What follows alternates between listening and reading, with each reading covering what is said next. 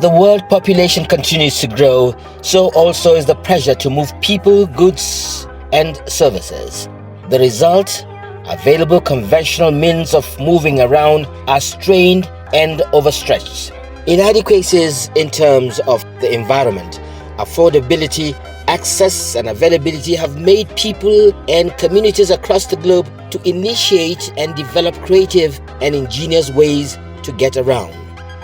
These ingenuity and innovativeness are often a function of environmental circumstances, the desire for ease, convenience, as well as navigating terrains. Economic factors are also critical considerations. Through time, there have been different modes of transportation: air and space, land comprising roads and rail, water, cable, pipelines. In ancient times, coastal or riverine areas, people have crafted simple boats out of log to ferry through water. So also have individuals walked, rode on animals, and later devised wheeled vehicles to move from place to place. With advances in technology, more complex means of transportation have evolved to move people and goods around. In these complex adaptations, various sources of power like wind, steam, and combustion are harnessed to move barges, ships, trains, automobiles, and airplanes.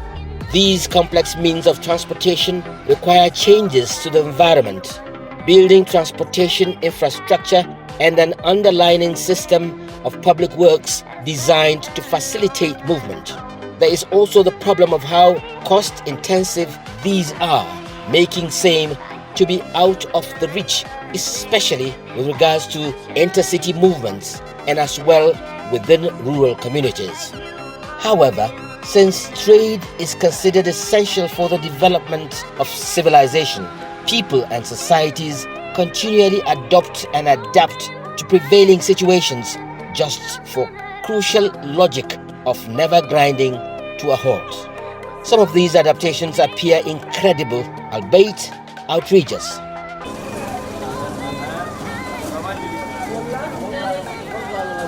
Amongst subarctic indigenous people, there is the outlandish situation of the use of snowshoes, toboggans, canoes, and sleighs.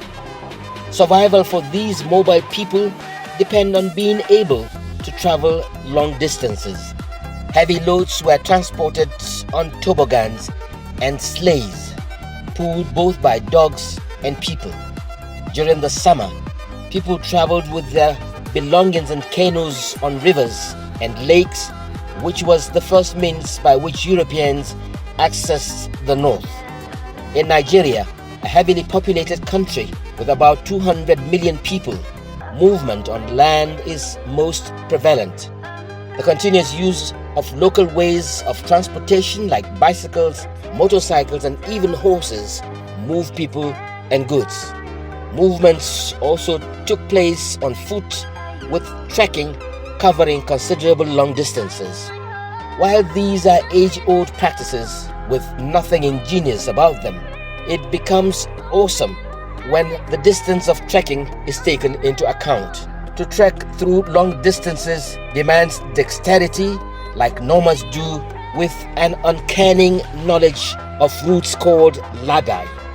Then again, there is a peculiar skill required to load and pile up bulk goods on a single bicycle or motorbike.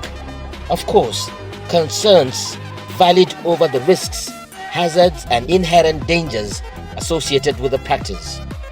Adherence to safety standards of these haulage practices certainly are cause for worry. In some parts of the world, donkeys, camels, and other animals still serve as a major means of transportation. In northern Nigeria, the use of donkeys and horses for transportation still exists. And in the east of Nigeria, goods are bulk piled on wheelbarrows and moved around markets within cities. The Nigerian waterways offer people options to move around on canoes, boats, jetties, and ferries in riverine settlements. The need to move goods, services, and people is very key Thus, the unrelentingness of people to keep moving by any means necessary, notwithstanding limitations, hazards, and risks to safety. Without the movement of goods, people, and food, cities will falter, economies will wane, and societies may wither.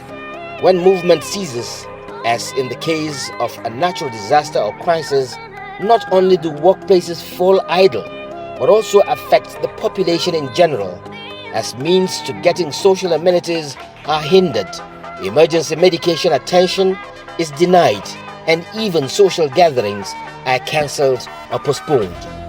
The increasing importance of mobility to local, regional, and global economies and to everyday life cannot therefore be overemphasized.